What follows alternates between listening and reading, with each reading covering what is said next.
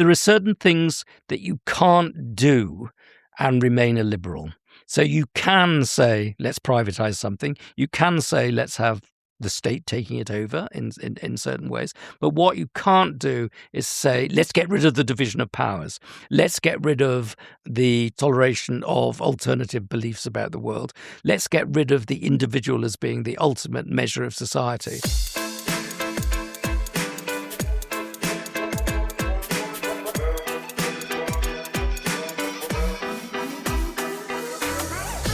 Hello and welcome to the GD Politics Podcast. I'm Galen Drew. I hope everyone is recovering nicely from their July 4th hangovers. At 250, hell, at 35, those things aren't single-day affairs anymore. Today's episode is a conversation I had with Adrian Wooldridge about his new book, The Revolutionary Center, The Lost Genius of Liberalism. To be honest, I had intended to air this conversation in the run-up to our semiquincentennial. After all, the Declaration of Independence may well be the most famous liberal document ever written. But as the calendar worked out, our last episode before the 4th was a paid episode. And I thought this conversation was a worthwhile listen for the wider GD universe. Although, of course, if you appreciate this podcast, as always, I encourage you to go become a paid subscriber at gdpolitics.com. In any case, I'm publishing it now for folks to chew on as we return from the weekend's celebrations. The word liberal gets thrown around a lot.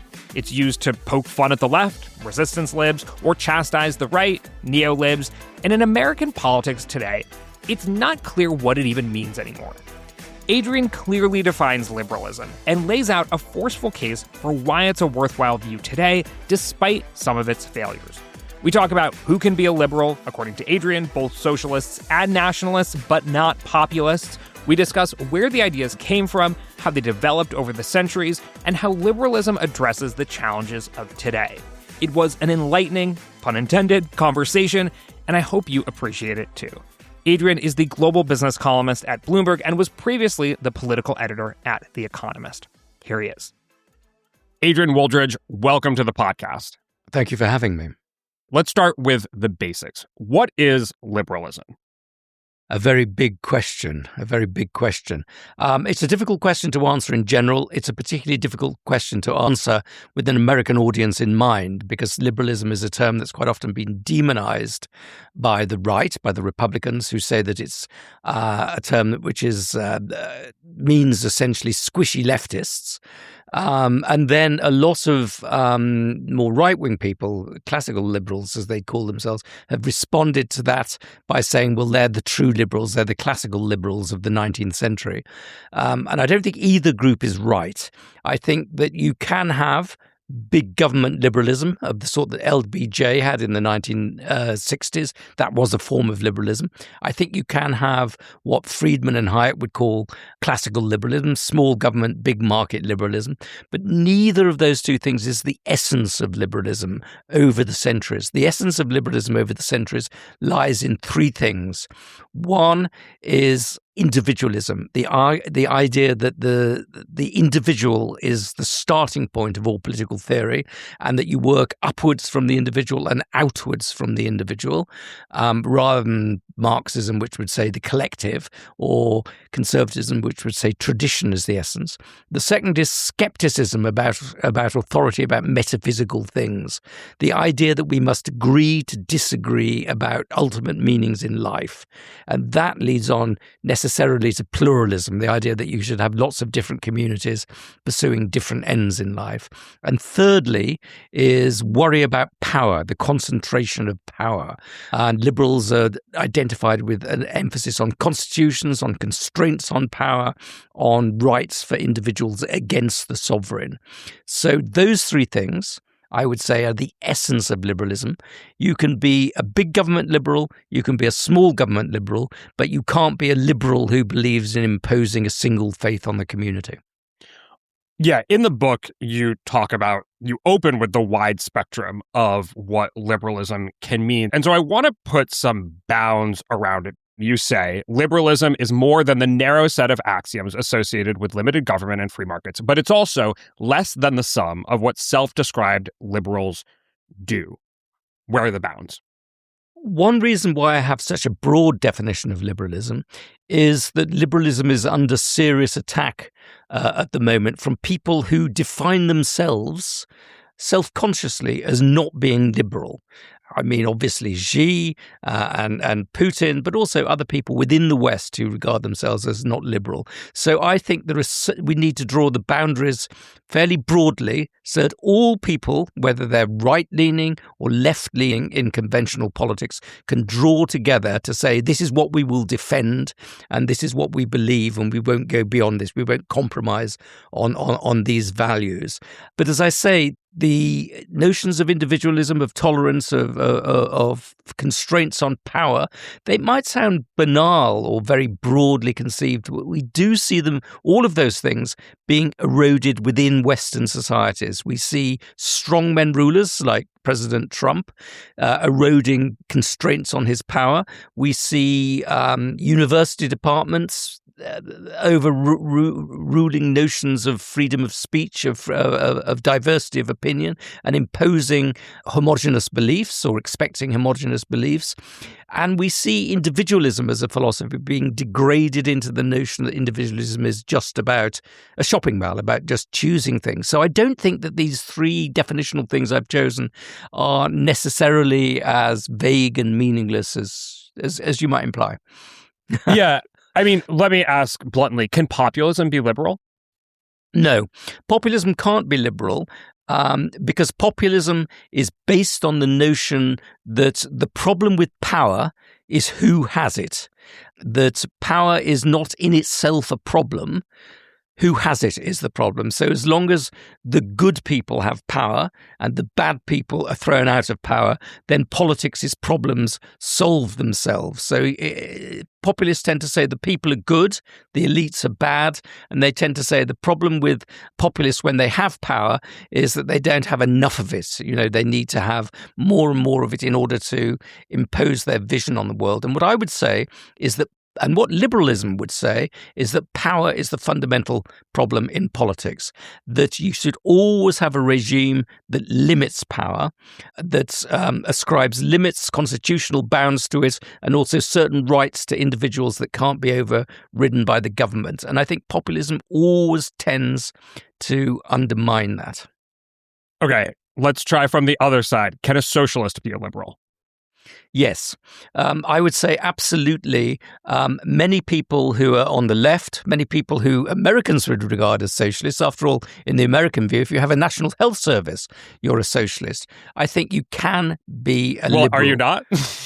Well, let me say that no, not necessarily. I think that the difference is the question of individualism, that if your notion of government action is constrained by the idea that you're trying to give individuals power over their lives and power over their futures, then that is a liberal idea. If you're a collectivist and you say that the individual must be fitted into a general pattern of collective action and collective or salvation almost, then that version of socialism, the collectivist view of socialism, is absolutely illiberal, but something that makes room for a certain role of the state. If the role of the state is to give people control over their lives and to allow them to define themselves in certain ways, I think that is compatible with liberalism. So when I go to the National Health Service, which I do, I'm not surrendering control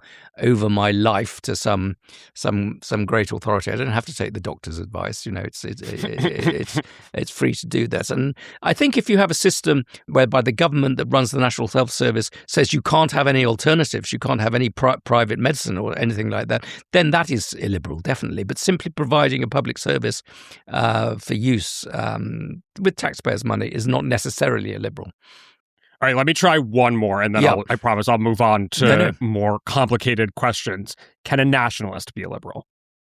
Oh, absolutely. And one of the interesting things about nationalism in the 19th century is that nationalism was overwhelmingly a liberal movement that it was the essence of liberalism in Germany and in Italy to be in favor of the nation state as a self-determining entity and against sort of empires, big governments that tried to, or big sort of conglomerations of power that tried to fit nations under their heels. So liberal nationalism was a very real, powerful thing. And I think that there are certain sort of libertarians who says that anything that constrains the right of the individual to move wherever he wants or to identify with any country that he wants is illiberal. I would not accept that view of liberalism for two reasons. Firstly, because I think it's perfectly reasonable to set constraints on people. But secondly, if you have complete freedom of movement in the world, then you will unleash illiberal forces, which will bring the whole thing crashing down. All right. As a nonpartisan pluralist here on the GD Politics podcast, I want to challenge this from two opposing sides of the political spectrum. So let's challenge it first from the conservative side. They would say, okay, liberalism begins with the individual, and then we end up with atomization, loneliness, family breakdown, declining religion, declining trust. So did liberalism liberate people from oppressive communities, or did it dissolve the communities that people need? I think that's the most serious and profound problem that liberals have to grapple with. And I take that criticism very seriously. And it's a criticism that is at the heart of people like Patrick Deneen and the sort of so-called post-liberals who are probing liberalism. And the post-liberal argument is ultimately that liberalism destroys itself because it unglues society, reduces us to the level of atomized individuals, and creates a world that is not really worth living in. However, I would say that the greatest criticism of that sort of view of liberalism has been made by liberals themselves. The greatest critic of individualism as atomization is Tocqueville in Democracy in America.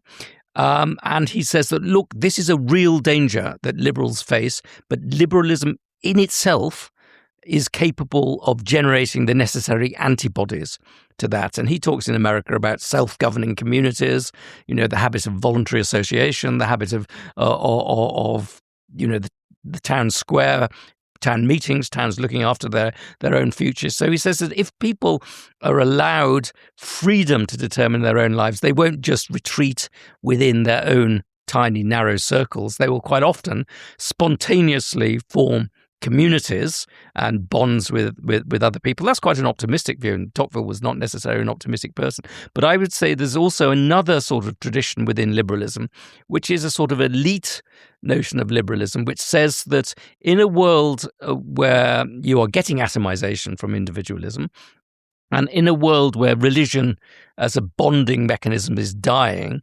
liberal communities have to take deliberate measures through what they would call liberal education to create a new cultural glue to put society back together. So I think that it is a valid critique. It's a critique, though, that is anticipated by liberals themselves, and that has liberal solutions to it. So we don't need to accept the post-liberal solution to it. I mean, what is a concrete example of using liberal education as a bonding glue for society? Well, in the late 19th century, the universities, obviously Oxford and Cambridge, but also American universities that modeled themselves on that, tried to create a self-effacing governing class that took seriously its social responsibilities in terms of restraining its own spending, restraining its own lifestyle. Noblesse oblige, almost. Noblesse oblige was part of it, and that was a very significant cultural movement, because it was almost the billionaires were saying, well, their sons could destroy themselves. They had so much money that they could destroy themselves, so they had to go to boarding schools, have cold showers, be taught the values of classical culture, classical civilization, in order to be socially responsible. And that did play a very important role in bonding society together. And a lot of those people, a classic example would be Teddy Roosevelt, who comes along and says the country needs to break up the great concentrations of wealth. People who are born with privilege need to become public servants. and we need to transmit the values of virtue, of a cultural tradition based on virtue. So that sense of things, and I know it sounds very antiquated and old-fashioned, but it made a big difference to the way society ran, both in the United States and in Britain in the 19th century. So the gentlemanly culture of social responsibility was part of it. I want to get more into how that all developed, but first, let's challenge this idea of liberalism from the left. So, yeah. In this version of the critique, liberalism says it begins with the individual, but people don't actually experience the world as disembodied individuals. They experience it through race, class, gender, geography, family wealth, neighborhoods, schools, and inherited advantage. Why isn't liberal individualism too thin a theory for the real world? It depends what you mean by all of those constraints or formative things that you've talked about. I think it is definitely the case that opportunities are constrained by all these sorts of structural factors, and we need to take that into account in allocating opportunities for individuals. But I think if you're saying, and the left in America in particular does say this quite a lot, that what constitutes the individual, what constitutes our identity is our racial identity, our class identity, or our sexual identity, or our gender identity. And there is nothing more to us than that. That is the essence of who and what we are.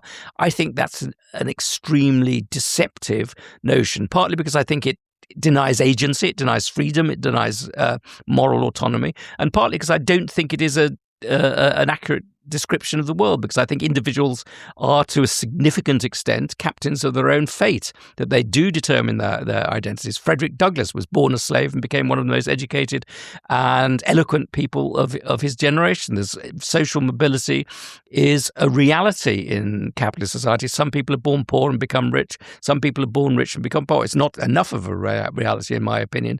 But our natures as human beings are not purely determined by these structural factors. They're influenced by them, but they do not constitute what is the essence of us. In fact, what constitutes the essence of us is our autonomy, our ability to shape our lives according to our wills.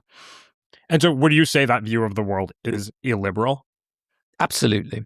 I would say it's illiberal. I would say, strangely enough, liberalism comes along in the 18th century, let's say, broadly, in the 18th century, as a critique of a world in which you inherit your position. You do what your father does, or your future in the world is determined by your gender. You are a function of society. You are a functionary in a structured society. And liberalism comes along and says, "Hey, hold on a bit. That's not right. Individuals should be able to determine their fate, choose their beliefs.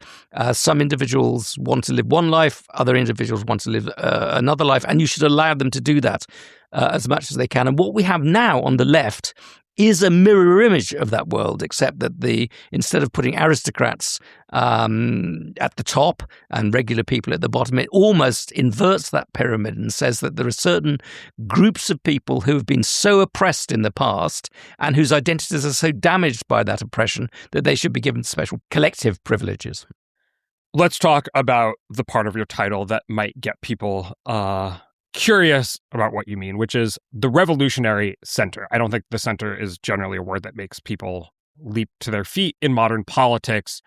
What is revolutionary about the center, and what specific center do you mean? Sure. I mean by the center probably what you would call right-wing Democrats or left-wing Republicans in the United States. I mean, people who would have great worries about Trumpism on the one hand, or AOC-style democratic politics on the other hand, and quite a lot of independents would I think be classified as centrists. What I mean by revolutionary is the following: that liberalism arrives in the world, as I said, broadly in the 18th century, as a radical critique of the status quo. The status quo is collectivist. We are born to this or that position, and it's based on orthodoxy. We have certain beliefs because that is the belief of the community, and in order to be a fully fledged member of that community, we must share those beliefs. And liberalism says, no, we are individuals, we choose our fates, and we choose our beliefs, and that is a fundamental revolution in human history. We should never forget that liberalism enters the world as a radical challenge to every pattern of belief that we've seen before that. Now, the great weakness of liberalism is that it triumphs and becomes the establishment, that those beliefs which start out as radical and revolutionary become, because of success, the status quo. But whenever liberalism has become the status quo in the past, whenever it's in danger of becoming an orthodoxy, and whenever the liberal elite is in danger of becoming a ruling class, it has always subverted and revolutionized itself from within. And I think we need that. We need to do that again. I could go through the list of examples of that if you'd want. It might take a bit of time. Yeah, I do want to eventually get into what a liberal policy platform for today might look like, or what even the liberal constituency is. But first, I want to drill down on this center idea, because I think people think of Susan Collins, for example, who is not particularly popular in America, is constantly concerned, but like not a paragon of action, etc. So is the center a place on the ideological spectrum, or is it a way of thinking? Because I think you described it as a place on the ideological spectrum, but in reading your book, I got the sense that it was more a way of thinking, in that it understands that the world is complex and needs to negotiate between competing priorities, ideas, and things like that. I would say you've absolutely nailed it. It is a way of thinking, or it's a sort of sensibility about the world. And the first sort of proto-liberal I talk about in my book, sort of the first sort of proto-liberal hero, is Erasmus. And Erasmus comes along at a time when you have a huge surge in popular enthusiasm for Martin Luther, leading to the Reformation, saying we must purify the church and we must completely change the way the church goes. And then in reaction to that, you get the Counter-Reformation, saying we must reassert the authority of the Catholic Church.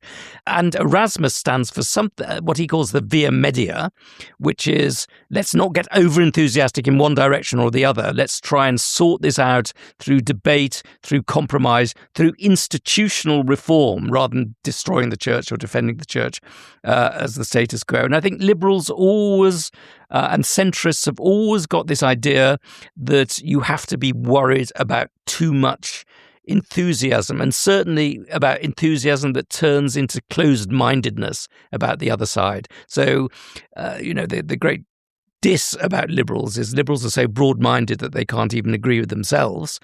But I think that is a sort of approach to the world which says we must debate, we must discuss, we can never grasp the full truth, so we must always leave room open for compromise. So that's that is absolutely the beginning of the liberal style. And when we talk about centrism as a form of liberalism, the term centrism comes from the French National Assembly after the French Revolution, whereby the people who liked the Ancien Regime and wanted to restore the Ancien Regime sat on the right. The people who wanted to tear things down even more than they had already been torn down sat on the left. And the people who said, well, let's try and compromise, or let's try and reach some sort of non-bloody solution to the problem of politics, sat in the centre. And that has tended to be the case ever since. So it doesn't necessarily mean splitting the baby, so to speak, between the two sides. I personally, here we have a sort of contradiction. Liberals will say that we have to compromise, and they would say that we have to be open to discussion. And that can lead to a politics of splitting the baby, absolutely. And it can lead to the politics of the mushy middle. And the problem with people like Susan Collins might well be that they're identified with those positions. But I would say that you should be willing to compromise, you should be willing to negotiate, but that there are certain fundamental things that you cannot compromise over without ceasing to be a liberal. As I say, they are individualism, tolerance, and worry about concentrations of power. So there are certain principles. And, Karl Popper, one of the great sort of defenders of the liberal order, talks about the paradox of tolerance. And what he means by the paradox of tolerance is that if you tolerate indefinitely intolerant people, then you will be on the losing side of history, because you'll eventually be ruled out. And I think there are certain boundaries that we need to draw. You preempted my next question, which is, literally, I'll read it as I've written it. What does liberalism do with people who use liberal freedoms to destroy liberal institutions? That's obviously the most difficult of all questions, and we see it being played out in Europe at the moment with the AfD in Germany. Because with the AfD in Germany, a lot of people who are liberal will say that they should not be given any platform whatsoever, and they should be frozen out of politics completely. And that argument, which is based, on Germany's terrible past, is that there are certain arguments that are so toxic and terrible that they can't be mentioned in polite society and should be pushed to one side. The argument against that is that the only way to civilize parties of the extreme right or the extreme left is to share power with them, because in the process of sharing power, they will become more open to the recognition that compromises have to be made, that governing is quite difficult. And I would say that it's hard to make a definitive judgment on this, and it's very much the case that Germany has a peculiar history that needs to be respected. But in countries where what were once regarded as unacceptable parties of the right, where they have been bought into governing coalitions, they have tended to become more moderate and more restrained. I would say the Sweden Democrats, which are part of the governing coalition in Sweden, which is a party that started off with very unpleasant Nazi roots, has become a more not respectable party, but a more responsible party. That responsibility has come with government. And Giorgia Meloni, who was denounced, well, she comes from fascist roots. Her party was a descendant of a Mussolini-supporting party, has become a much more respectable politician. So I'd say I can't think of a fixed principle, but other than that, what's happened in practice is that responsibility imposes a certain restraint on people. I mean, is there ever a point at which liberals say, this is untouchable, we won't engage, we're shutting government down? I mean, because you see an impulse, at least on the left in the United States, to be more absolute in rejection of certain principles. And those principles are ones that you reject in the book as illiberal, but you're describing a sort of accommodation. At what point does liberalism say this cannot be accommodated in any way? I think if you go round demanding the death of people because they belong to certain racial groups, that can't be accommodated. That is outside the scope of freedom of speech, particularly if you're shouting it through a microphone or publishing it on the internet where it's public. That needs to be limited. But I think there are two big problems here. One is the tendency on the right, on the Trumpian right, to declare emergencies. We are confronted with an emergency, so we must close down regular procedures. That tends to feed upon itself. And the other on the left is that we must cancel people because their ideas are so toxic that they will poison the surrounding environment. I think we should err on the side of not pulling those levers except in very clear, demanding circumstances. I want to take a little trip through history. So you describe liberals' origin story as beginning in the 18th century as a response, I think, to economic stagnation and religious war. Yep. How does that evolve into becoming the establishment? By a century of extraordinary struggle. I mean, in this 17th century, you had religious wars which killed a third of the population of what is now Germany over absolute religious claims. And you also had, right up until the beginning of the 18th century, a fairly stagnant economy in which you don't have much economic growth, and society essentially replicates itself over the generations. And what happens is two things. One is people get so sick of religious wars and the toll that they take that they say we must agree to disagree about fundamental metaphysical questions. And one of the great monuments to that, of course, is the United States, with the disestablishment of the church. And the second thing is that society begins to become more productive. You get productivity increases piling on each other year after year after year after year. And so social mobility and geographical mobility become more of a possibility. You get the invention of the steam engine, et cetera, et cetera, et cetera. So society goes from being largely static to being largely mobile and more willing to tolerate differences in belief. And that creates a space for liberalism. Because liberalism is the declaration that we should assume that individuals are responsible for their lives and individuals can craft their own ideological, intellectual, religious identities. And those ideas triumph. It takes some time. There is a backlash from the autocratic states across Europe, from the Catholic Church, but it becomes the default option. So if you fast forward to 1900, that is the default option. That is the ruling ideology and the ruling class. Why does it succeed? Because it deals with the real problems of the real world, because it solves the problem of religious differences by dialing down politics, and because it addresses the fact that society is increasingly mobile. What I try and show in my book is that liberalism is not just a faculty exercise of philosophers. It's not just a bunch of philosophers sitting around a table and saying, what is a just society? It's people collectively, intellectuals collectively, trying to address the real problems of the world.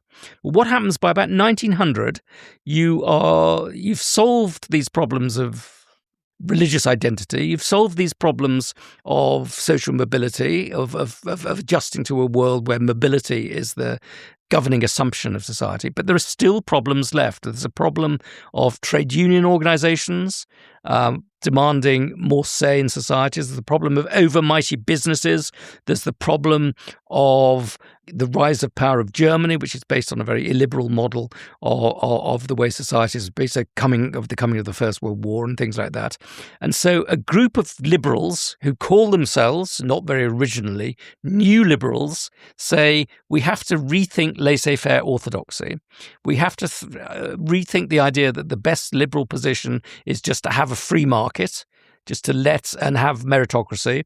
And we have to make more role for the state as an enabler, not as an agent of collective identity or wisdom, but as an enabler of people to break up giant companies, which Teddy Roosevelt does, to create ladders of educational opportunity, which Roosevelt and lots of people in Britain do, and to some extent to play a bigger role in providing some welfare payments, more in Britain than the United States, but some welfare payments, and looking after regulation, looking after the fact, contaminated meat and things like that. So the state has to take a more active role. So that is a classic example of liberalism engaged in a revolution against itself. One version of liberalism, laissez-faire, do-nothingism, is replaced by another version. And I think the classic sort of middle-of-the-road centrist revolutionary, that paradox that you've referred to, is Teddy Roosevelt, because Teddy Roosevelt is a liberal, is a revolutionary by temperament, but a liberal by faith and belief, and a member of the ruling establishment, and changes the nature of the ruling beliefs in the United States to an extraordinary degree very quickly. We get to a place in the 20th century where liberalism is credited with saving the free world, essentially, from totalitarianism. Yes. But before we get to that, before we sort of pat ourselves on the backs here, I want to talk about colonialism, which sort of is going on at the same time as the rest of these developments in Europe. And so these liberal societies ultimately coexisted with slavery, empire, exclusion of women, property restrictions, racial hierarchy, colonial violence, all of these critiques. And oftentimes liberalism is aligned with the idea of empire. Sort of we're bringing law, markets, rights, education, civilization to these, places in the global south and whatnot. How does liberalism contend with that question or problem? Yeah, I think that a lot of today's liberals contend with that problem by simply ignoring it. And I think that's not a legitimate thing to do. Because liberal imperialists weren't just imperialists by accident. They regarded themselves as liberal imperialists, a coherent group of people who thought that both liberalism and empire came as part of a single package, that many of the most articulate and vigorous exponents of imperialism were self-defined liberals. John Stuart Mill worked for the East India Company. His father, James Mill, worked for the East India Company. There were a group of people in the early 20th century who celebrated the necessity of imperialism by saying that we in the West needed to impose higher cultural values on the rest of the world. And strangely enough, some of these liberal imperialists were very, very progressive at home, demanding women's rights and expansion of the vote and things like that, whilst also acting like autocrats abroad. So imperialism wasn't just something that came in because of a few weird reactionaries. It was something that came in because of the workings out of liberalism in itself, the liberal idea of progress, the liberal idea of different groups being prepared to enter the world of rights and political democracy at different speeds over time. So it is not an Achilles heel, but it is something that is fundamental to liberalism at a certain stage in society. Does this mean that liberalism is totally soaked in the blood of imperialism? I think it doesn't, for many reasons. The first is that for every liberal imperialist, there was also a liberal anti-imperialist. There were liberals who said that imperialism was a terrible thing. Secondly, and more importantly, that when liberal imperialists ruled India, for example, a lot of Indians, the Brahmin elite in particular, read all these liberal ideas. They read John Stuart Mill in particular and said, wait a minute, this doesn't make any sense. You're saying that we should have the rights of men, the rights of women, democracy, the rule of law, and you're denying it to us. And so it was precisely these subject nations or these subject peoples who looked at liberalism and said, we understand the liberal arguments and we think it should apply to us. And so when India declares independence after the Second World War, they set up exactly the same sort of liberal regime that they read about in the liberal imperialists. They set up rule of law, they set up democracy, they even have a speaker in parliament like the speaker here. So they say that liberalism should be a universal faith. You can't have all of it. So liberalism, far from being just a justification of power, was in this case a justification for overthrowing an illiberal imperial regime. GD Politics is powered by you, the listeners. If you enjoy the show, the data-driven analysis, the genuine curiosity and lack of partisan BS, and yes, sometimes the silliness too, please consider becoming a paid subscriber at gdpolitics.com. Paid subscribers help make the podcast possible, and they also get twice the number of episodes and access to the paid subscriber chat where you can send me whatever questions you've got. Independent political media only works if the people who value it support it. So if GD Politics is part of your week, head to gdpolitics.com and become a paid subscriber. That's gdpolitics.com. I so appreciate it. Thank you. You've described some key moments in history where there are liberals on both sides of history, in a sense, because as you describe liberalism, it's broad enough to encompass a whole lot of ideas and people arguing for different policies and practices throughout history. Of course, the 20th century is an example when there are not liberals on both sides of history. And I think that it's sort of liberalism's crowning achievement is World War II and then the Cold War. Yes. And to preview the place where we get, sort of once liberalism, quote unquote, wins, it becomes entrenched in the sort of decay that accompanies all of that sets in. Before we get to that, I'll let you indulge for a moment. Sort of how do you understand the victory of liberalism in the 20th century? The victory of liberalism, and let me be indulgent here, because it's very easy to forget how extraordinary this renaissance in liberalism was and how much the world owes to it. And again, I keep going back to these post-liberals and post-liberals who are saying liberalism is this terrible thing which we're overcoming without recognizing the extraordinary genius and achievement of this set of beliefs. In the 1930s, we lived in a world which is eerily similar to the world that we live in today. You had strong men ruling, you had autocratic regimes governing more and more of the world. You had the number of democracies declining, not just because of Hitler, but because of Mussolini and Franco and Salazar in Portugal. You had a world in which intellectuals were losing confidence in liberalism. They thought it was yesterday's belief. Even, Walter Lippmann starts talking about how Hitler is defining the future, is taking very, very firm decisions and is solving problems which liberals can only dither over. You had a decay of liberalism and an idea that it was yesterday's set of beliefs, and that the new beliefs of the future would be Stalin or Hitler, Mussolini, collectivist beliefs that were bigger than just the petty concerns of self-interested individuals. And that goes, a long way. I mean, you have lots of people in Britain who want to compromise with Hitler in the very late 1930s. You have America very reluctant to enter the war. It takes a lot of persuasion. And you have a lot of people who think that the Soviet Union is a wonderful thing.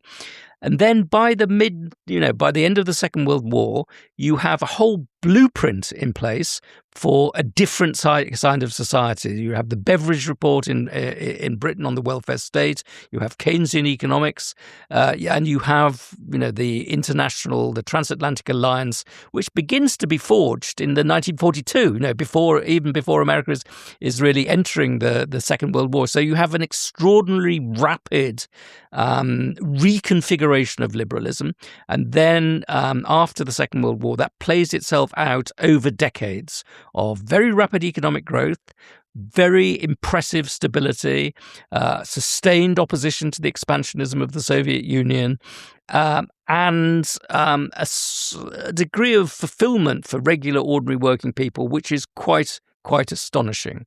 And when that begins to look as though it's about to run out of steam, as it does in the late 1970s, because of too much government action, too much collective action, too much spending on welfare and things like that, you get another breath of life coming from the neoliberals, from the free market people, who say that we must sort of change the balance between the state and the market, and another 20 or 30 years of liberal dynamism generated by that. So it's an extraordinary achievement of both renewal from the horrors of the 1930s and self-renewal from the stagnation of the 1970s. You describe both parts of the post-war era as liberal. So the immediate post-war era of welfare states, unions, public investment, industrial policy, lots of regulation. And then also sort of the Reagan revolution of deregulation and freer markets and things like that. For people who, I know you've already described it once, but for people who are like, okay, what do I even make of this? If both of those competing visions of the world are liberalism, okay, then we're either all liberals or none of us are liberals, or like, when at least do you know which model to employ for the time that you're in if you want to be sort of a good liberal? I think that what I'm trying to say is that liberalism is a solution to a set of problems.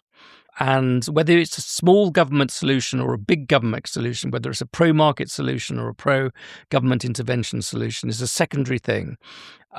Depends on the circumstances. I think it was perfectly right after 1945 for the government to take a more active role in reconstruction. I think it was perfectly right in the late 1970s for the government to be pulling back from what liberalism had become. Partly because liberalism had decayed, and partly because you had a new set of technological innovations which demanded a different sort of set of economic policies. But there are certain things that you can't do and remain a liberal. So you can say, let's privatize something. You can say, let's have the state taking it over in certain ways. But what you can't do is say, let's get rid of the division of powers.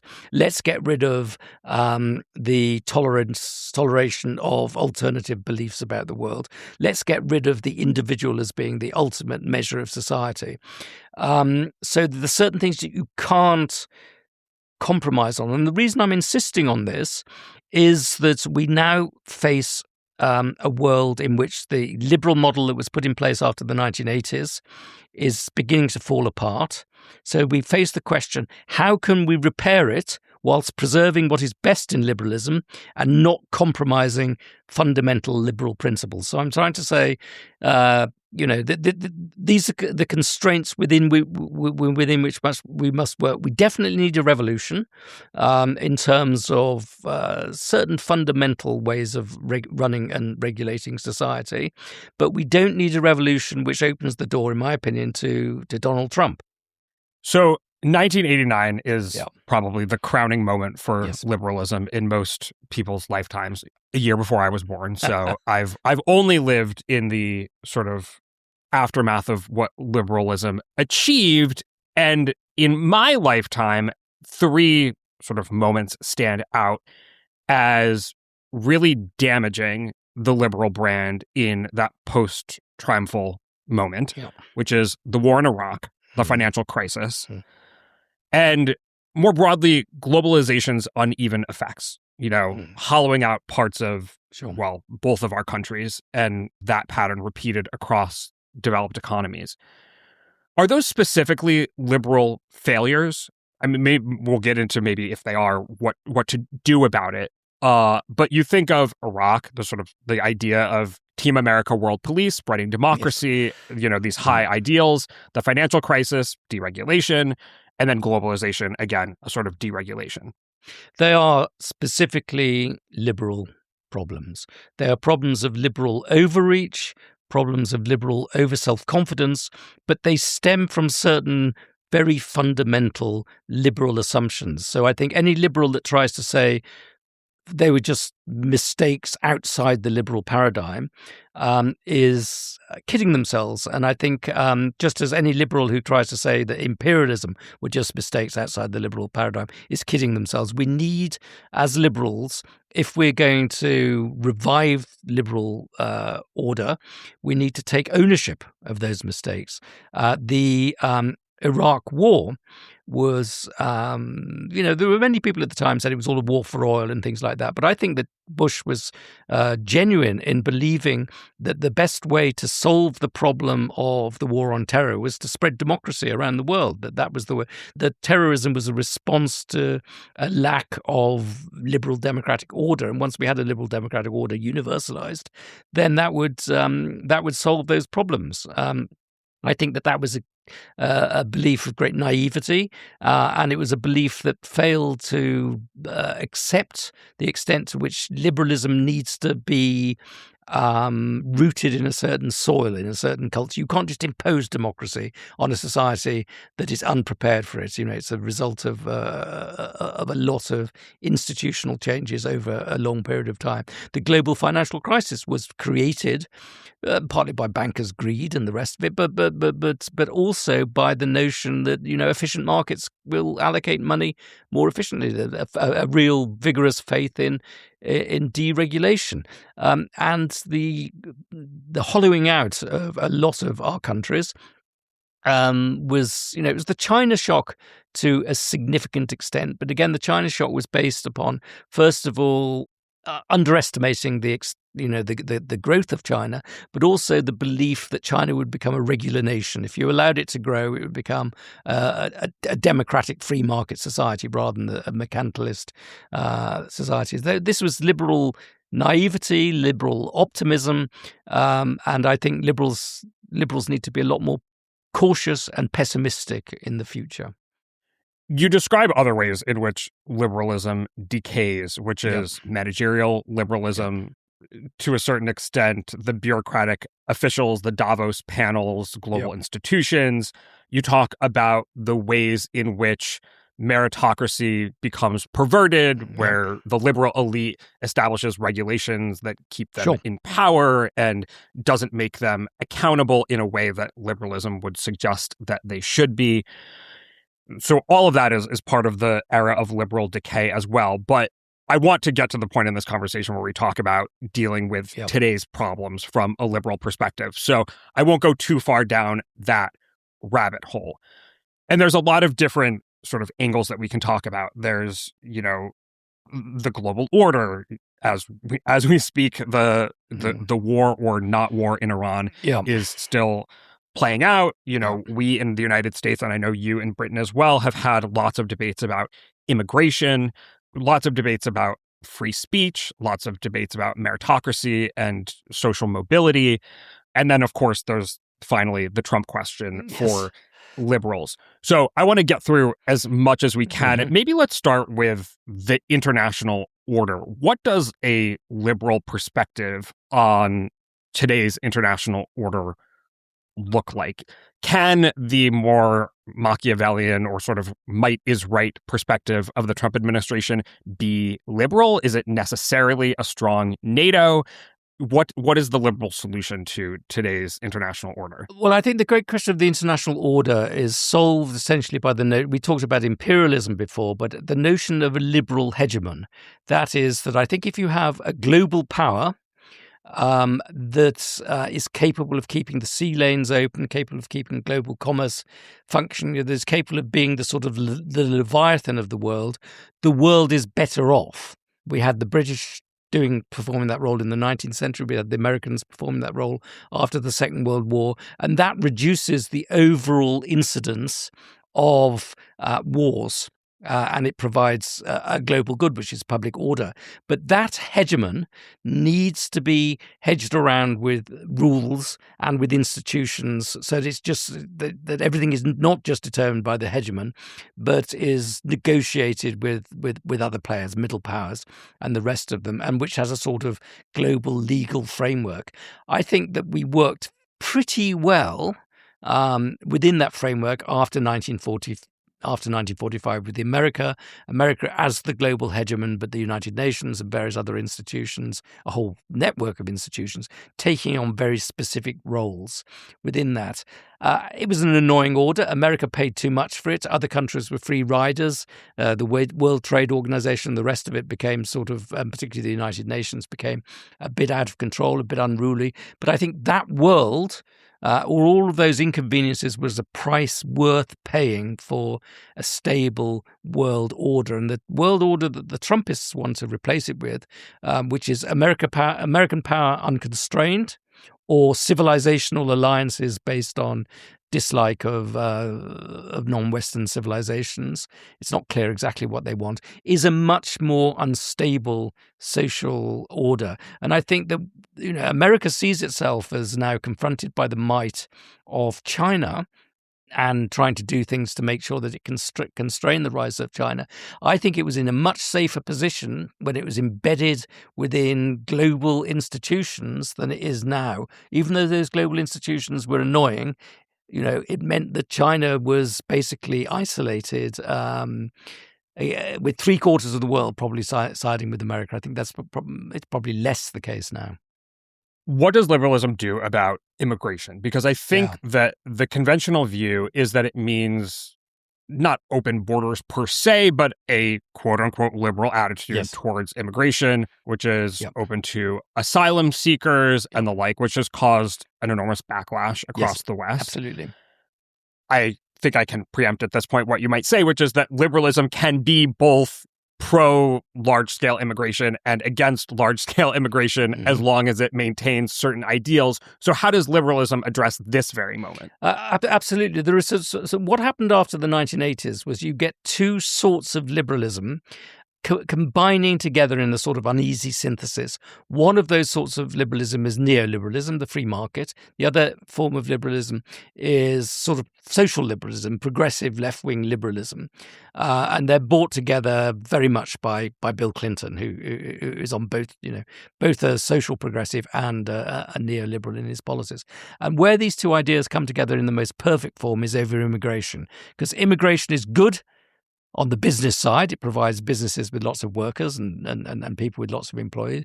And for social progressives, it's good on the social progressive side because it's nice to be nice to people. It's nice to bring in immigrants. You want multiculturalism. You want the flourishing of lots of different cultures. And you want a signal that you're not very happy with the old Anglo-Saxon Protestant version of the United States. And so liberal immigration policy, which meant not quite open borders, but being very friendly to immigration, very friendly to asylum seekers, was something that united Clinton, united Reagan, united Bush, George W. Bush, who was very, very pro-immigration, with a Texan approach to things. And I think that has outlived its welcome, both in the United States and in Europe.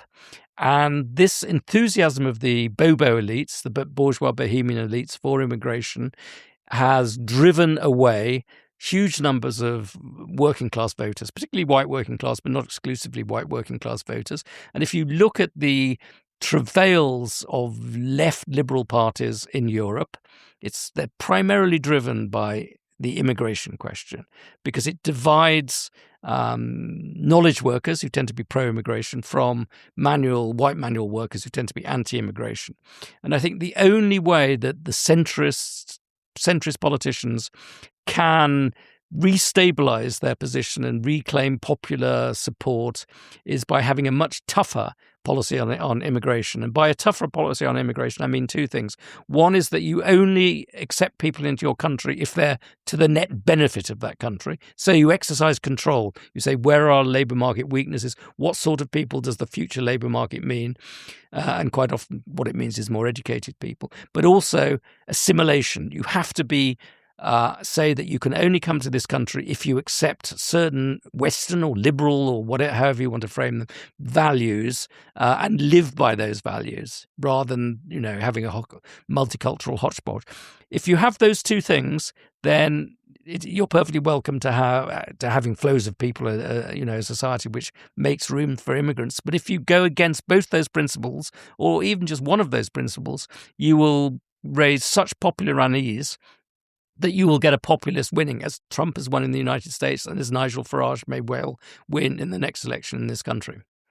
Is this an ideal liberal policy, or is this just being politically practical given how politics has evolved? I think it's both, because I think that one of the things that I try and argue in my book is that liberalism must always be an adjustment to the world as it is. It must be a problem-solving philosophy. But secondly, I think that providing a stable government, a stable society, a set of rules that people can collectively live by is essential to liberalism. And I would say liberalism is very different from libertarianism. It isn't just anarchist. It isn't just letting individuals do what they want.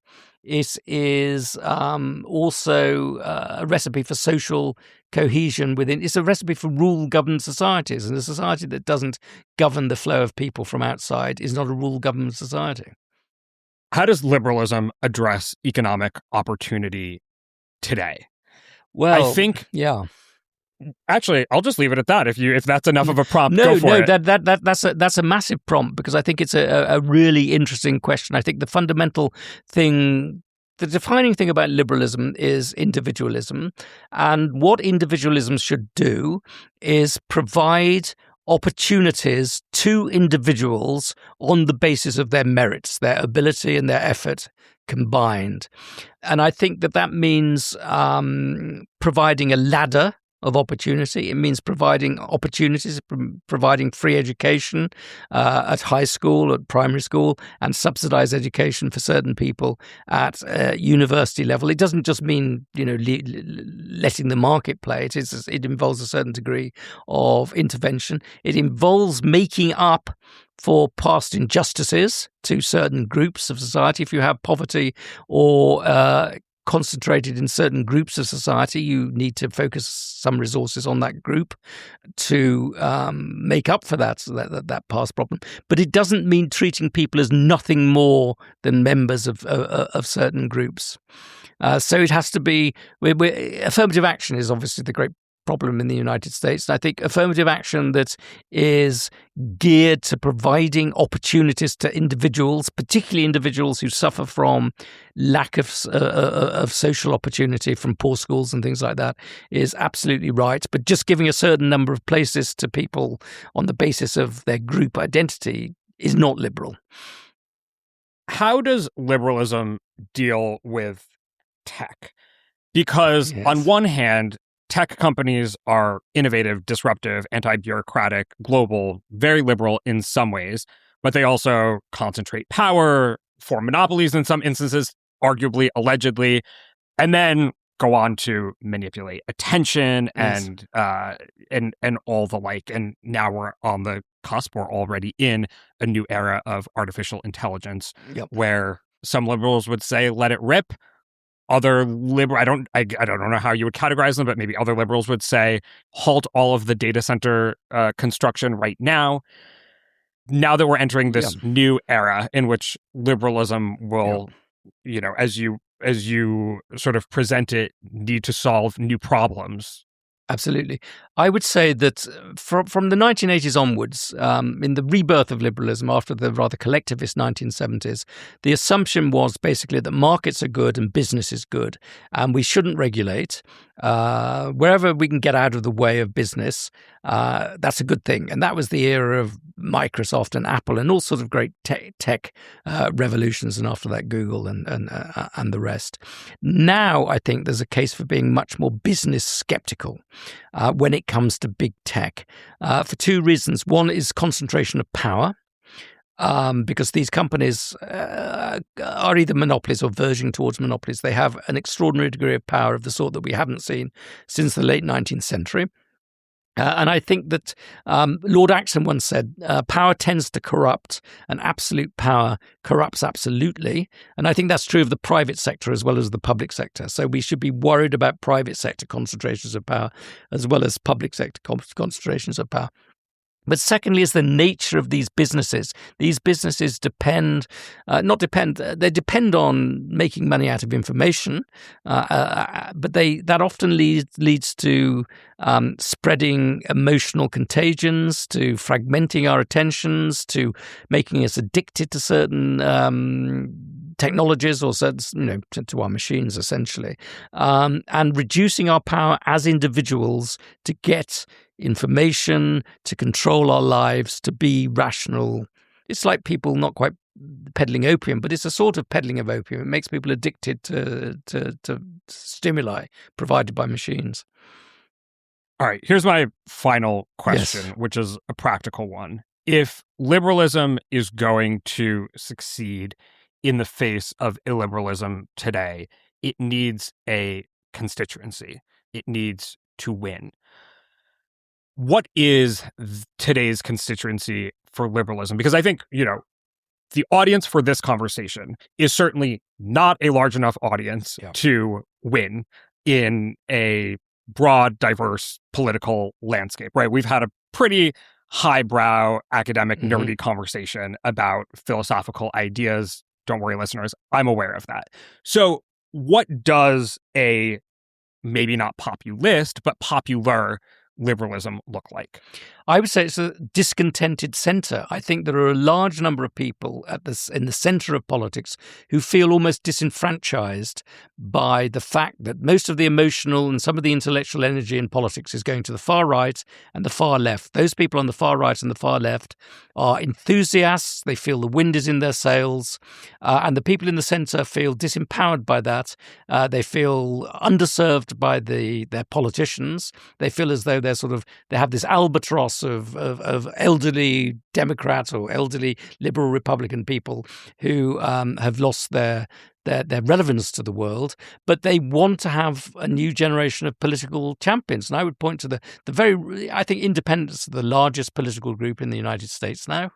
I think they're the fastest growing. Although with caveats, because with caveats. A lot of them align with one party or the other. Even but they align with that party, but partly they're independents because they don't like the direction of those parties. So they would say, I'm an independent Republican, I'd rather vote for a soft Republican than a Trumpist Republican. So I think a lot of them are centrists, and a lot of them would vote for my recipe of a radical centre that's focused on problems. So they don't want all this sort of virtue by category that you get on the far left. They don't want the nastiness of Trumpism, but they want a sort of muscular centrism. I think there is a constituency there, and we're just waiting for somebody to come along. And now I'm older than you. I can remember the days when we were despairing about the Democratic Party and the Seven Dwarves and the rest of it. We said they'll never have a great leader again. It's all about it. Now then you got, Clinton coming along, for all his faults, a great talented politician who revitalized the centre as it then was. So I haven't given up hope that somebody of that quality, I wouldn't say that character, but of that quality, will come along and change the nature of politics. America's a big country, and it does tend to regenerate itself. My follow-up question would be then sort of what do we make of centrist politicians like Emmanuel Macron? But I think we need to save that for another day. Unless No. Macron is fascinating, but let's talk about him some other time. Let's get back together for the French election. Okay, let's do that. That's a great idea. Thank you. All right, sounds good. Adrian, thank you so much for joining me today. I've really appreciated it. No, thank you. That was great. My name is Galen Druk. Remember to become a subscriber to this podcast at gdpolitics.com and wherever you get your podcasts. Paid subscribers get about twice the number of episodes. You can also join in our paid subscriber chat and pass along questions for us to discuss on the show. And you ensure that we can keep making a podcast that prioritizes curiosity, rigor, and a sense of humor. Also, be a friend of the pod and go give us a 5-star rating wherever you listen to podcasts. Maybe even tell a friend about us. Thanks for listening, and we will see you soon.